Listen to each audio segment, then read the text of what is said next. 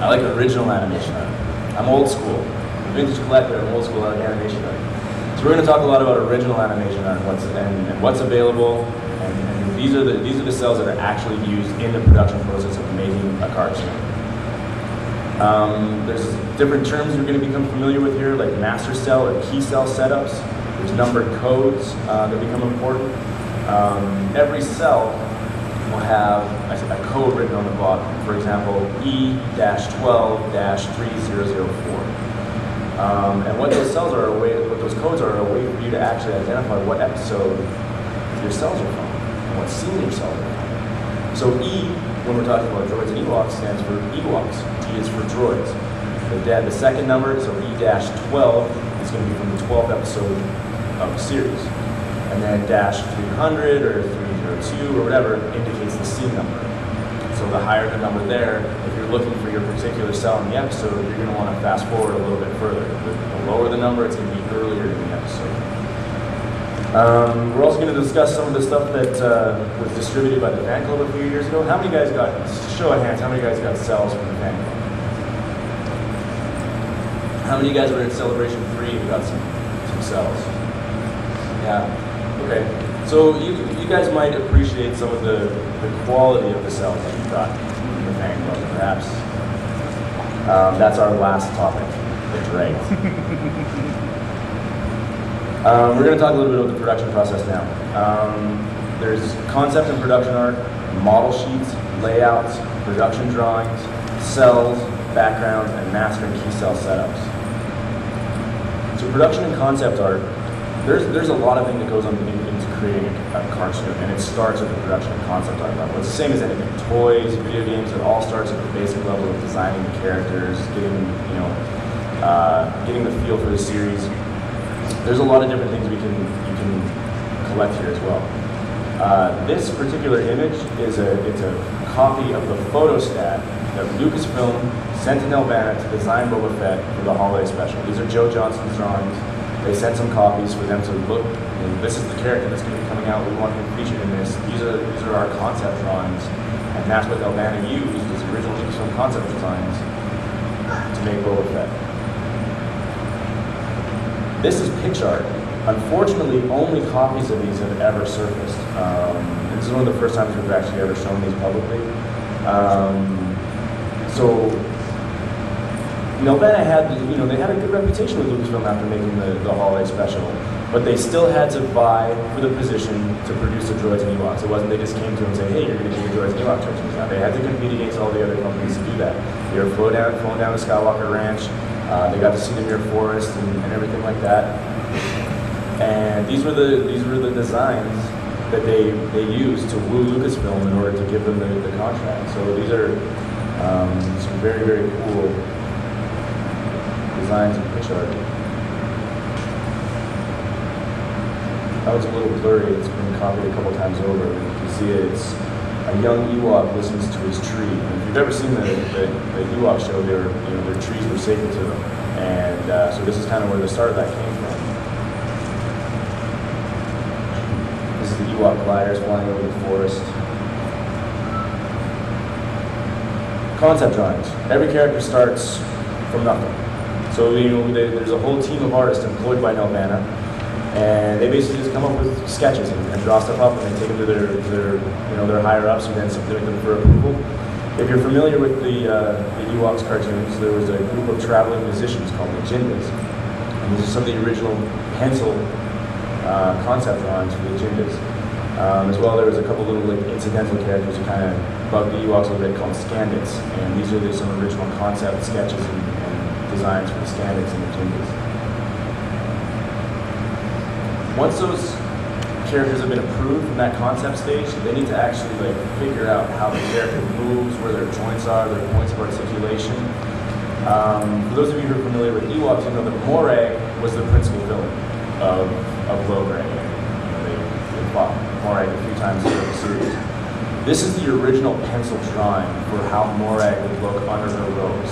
So you can see the different points where her shoulder, her elbow, her wrists are. They show her without her robes completely. And this just basically shows her basic body movement and how she fits together under her robes. this is a really, really, like, stuff like this doesn't really turn up very often. So this is a really very, very cool look at, you know, a cool stage in the development of a character of a cartoon. As is this. These are the original lip sync drawings from Morag.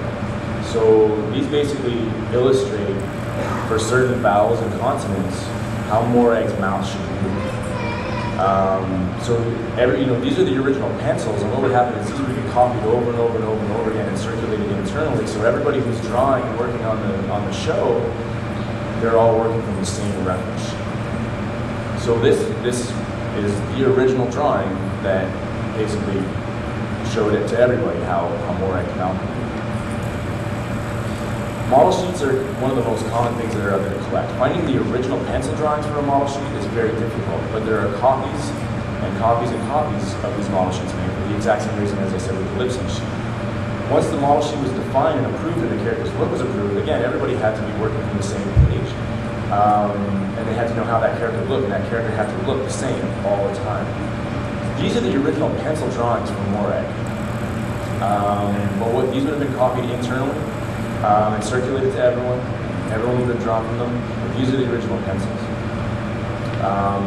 As collectors, you might find copies of model sheets on the market, and they might be original in-house copies, or they might be copies of copies of copies of copies of copies that have been made for the secondary market. And if you can trace the provenance directly to being internal copies, they're worth a little bit more, and they're worth paying a little bit more for, but they're still just copies. And if they're copies of copies of copies of copies of copies, they're not really worth paying a whole lot for it at all. You know, they're basically just photocopies, which we just talked about here. So here we have some model sheet copies. We have Wicket. This is the original concept model sheet for Wicket. These are often called turnarounds, and they're called turnarounds because it shows the character from every angle. It's turning the character around.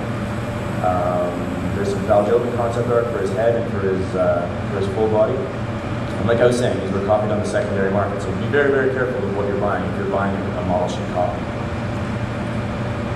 They also did model sheet cells. So they would copy the final, internally, during production, they would copy the model sheet pencil, and they print it on acetate, which is the cell. And then they would hand paint the cells. So these were used as color reference. And for character reference, but mostly for color. So they'd actually be painting and knowing exactly what color they were going to have to paint every single cell for every single episode. These are really like incredibly rare pieces. These are the only 3 model cells that I've ever known to have surfaced from any of the Nelvana series. They're just really incredible, especially IG-88. It was only in 1 episode, so to see IG-88 in the model cell like that is pretty phenomenal. Here's some other different pre-production art. This is what's known as a walk cycle. So there's 18 stages here. There's 12 stages here.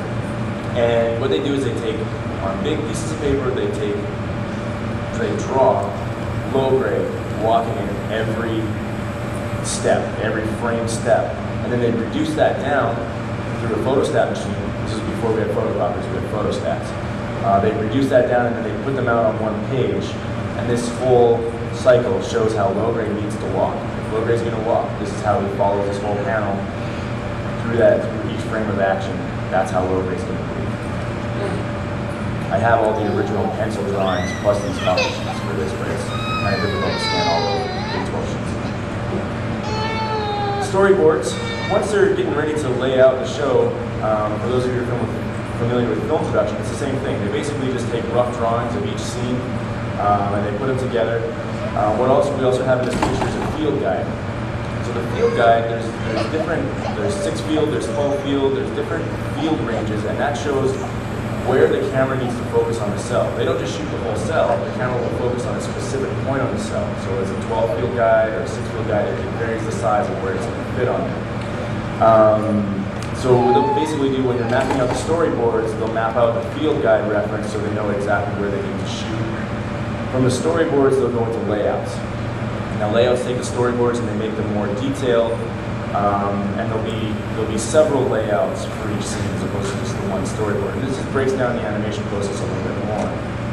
So here we have several different layouts from the Droids cartoon. These are all from the first series featuring Val Jobin, sides from, take from. The shot with Val Jobin and the speeder is actually from the shot where he's from the scene where he's racing the speeder against Boba Fett in the episode of Race to the Finish. Once all that's done and they've got the whole series laid out, they do production drawings. And these production drawings are what they copy to actually print onto the acetate for the acetate to be hand painted. A lot of cells, when you buy them on the secondary market now, will come with a matching production drawing. That's really important. Like Japanese anime collecting, they really like that. And it's kind of cool just to have that original drawing, you know, just for any animation art. So here you can see we have 3 different production drawings. They're all from the same scene. When I go to the next slide here and look at the top picture in the next slide, there's Mungo Beobaw right in the front, and we've got all the background characters. So each one of these production drawings represents one cell layer in the image.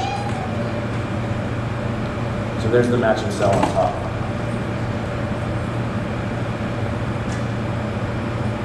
These are just a handful of droid cells. Droid cells are a tricky thing to collect because cells from the first 8 episodes are next to impossible to find. There was a flood in the Nelvana storehouse back in the day, and most of that stuff was ruined. So finding cells featuring characters like George Assat, Val Jobin, Flix, Size and Take From, Jan Tosh, Keziban, Uncle Gundy, finding any of those cells are really, really difficult. Even just a cell, not even like a master key cell setup. So they're pretty tough to find. Some of the early Ewok stuff was also destroyed, but most of the Ewok stuff was salvaged, so there is a lot more Ewoks material on the market. The last 4 episodes of Droids are everywhere. You can get cells with featuring Mungo Beobaw from that story arc. They're very, very, very common. But finding stuff in the first 8 episodes is difficult. Here's some examples of Ewok cells. So you can see the one with the Stormtrooper, that's actually from the last episode of Droids, or from Ewoks, where the Empire comes back to Endor, and they've got Dr. Ragnar, and he's bringing his Stormtrooper army, and they're trying to take over to begin with. So several cells of Morag transitioning into the big fire monster.